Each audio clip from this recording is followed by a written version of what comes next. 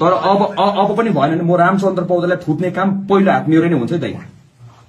मैले भनिसकेँ आज तपाईको 10-11 बजे भित्रमा दाइ डिसिजन भएन भने हामी राष्ट्रपति कार्यालय घेराउ गर्छौं दाइ।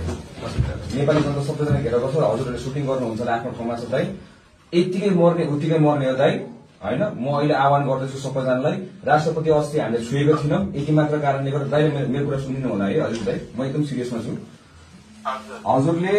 हजुरलाई मैले एकदम दाइ मानेर हजुरलाई रेस्पेक्ट गर्छु। म नेपाल आर्मीले प्रयास गरिरहेछ त्यो मैले देखिरहेछु। नेपाल आर्मीले प्रयास गरिरहेछ हैन। चिफ साहबले पनि प्रयास गरिराख्नु भएको छ बिचारा। 10 घण्टा भइसक्यो प्रयास गरिराख्नु भएको चिफ साहबले पनि हैन।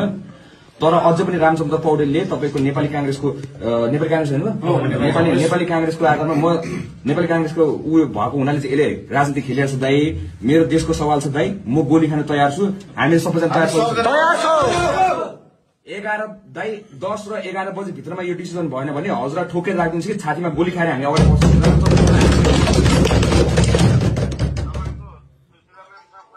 सुशीला म्यामसँग कुरा गर्दै मैले सुशीला म्यामलाई भनिसकेँ म्याम तपाईले यो अभिभावक त लिनु सक्नु भएन भने तपाईले यो कुरा गर्नु सक्नु भएन भने हजुरले मिडिएसन गर्नु सक्नु भएन भने म सिधै गोली खान तयार छु दाइ। मेरो 20 जना केटाहरु मरिसक्यो। अर्को हामी 30 जना थपौँला। देशमा ठूलो आन्दोलन हुन्छ। म त्यसपछि कसरी चेन्ज हुँदैन। को नेतालाई थुत्रै हान्दैन म हेर्छु दाइ। त्यसपछि दाइले हजुरले चिफ साहबलाई यही कुरा गर्नुहुन्छ। हजुर हजुर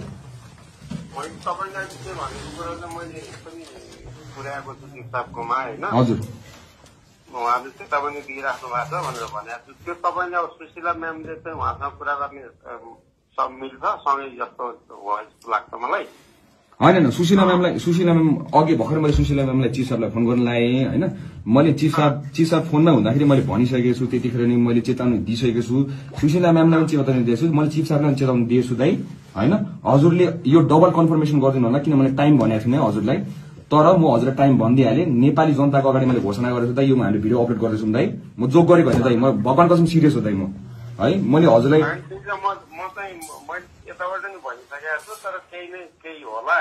होइन हजुरले फेरि इन्फर्म गरिदिनु होला प्लिज दाइ। म हजुरलाई रिक्वेस्ट गरिदिएँ हैन। तर अब पनि भएन भने म रामचन्द्र पौडेललाई थुत्ने काम पहिलो हात मेरो नै हुन्छ दाइ। मैले भनिसकेँ।